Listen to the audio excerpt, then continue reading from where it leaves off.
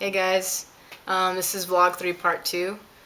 I thought that a really good way to kind of talk about spirituality and kind of integrate in it is to share my story with you about how it is that I came to find my way to God again.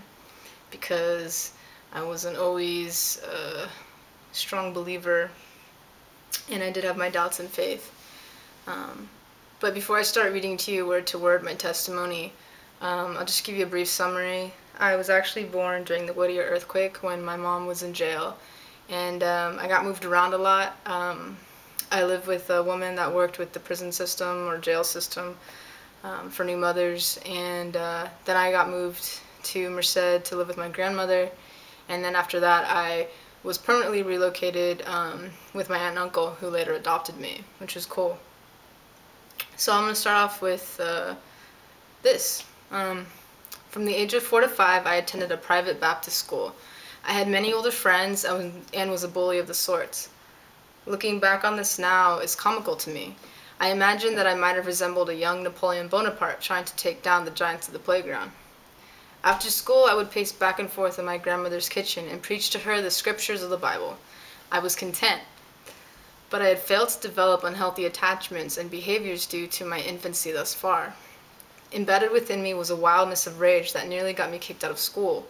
My parents and I ended up moving to Mission Viejo, California, and by the blessing of God, it was the last time that I would ever be uprooted from a home again. The transition to a new home was very difficult. I remember feeling sad and sitting alone during recess because I couldn't make friends.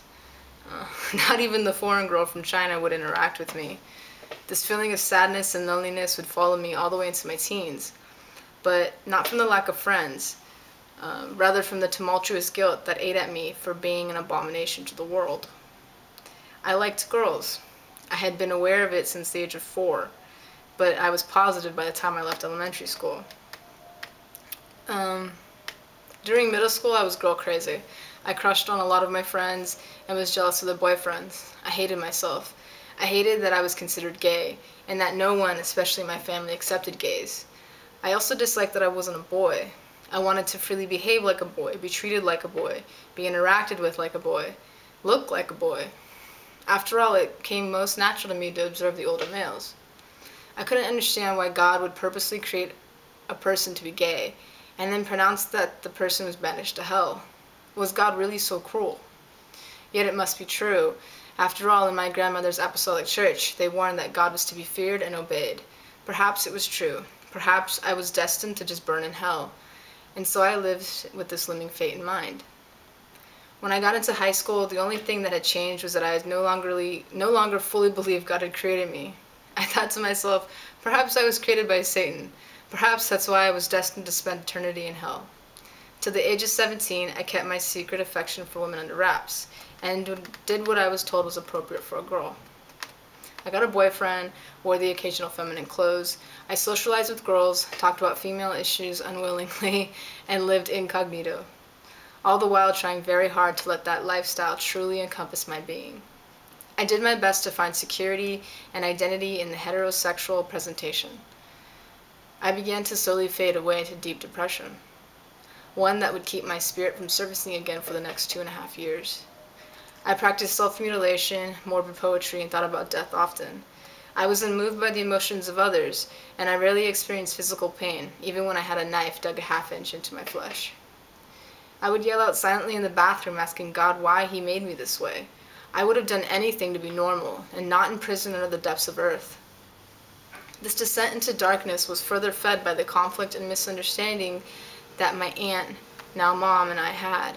She was raised in a do-it-yourself family that ran on self-sufficiency and independence, not with empathy and gentle hands. She was very ill much of my youth and in constant pain. This combination of factors broke me down. I lived in constant fear with rejection and disapproval. I couldn't even ask to go to the movies with friends without debating it out with myself for an hour to see if it was worth her reaction.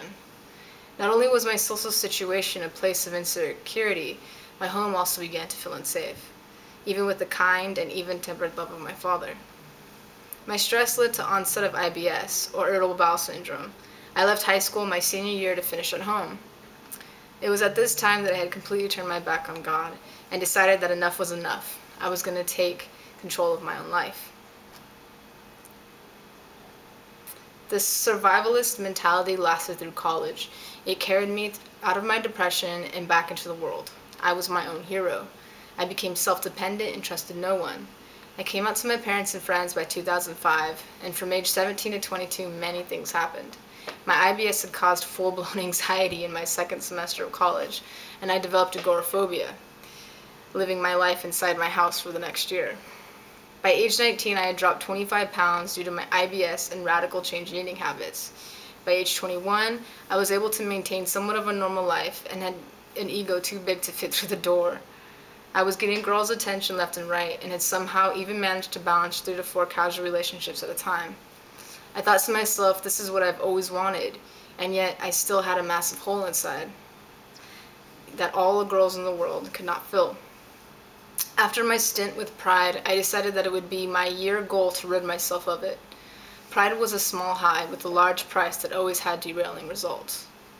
It wasn't until age 22 that God was able to break through the denseness of my being.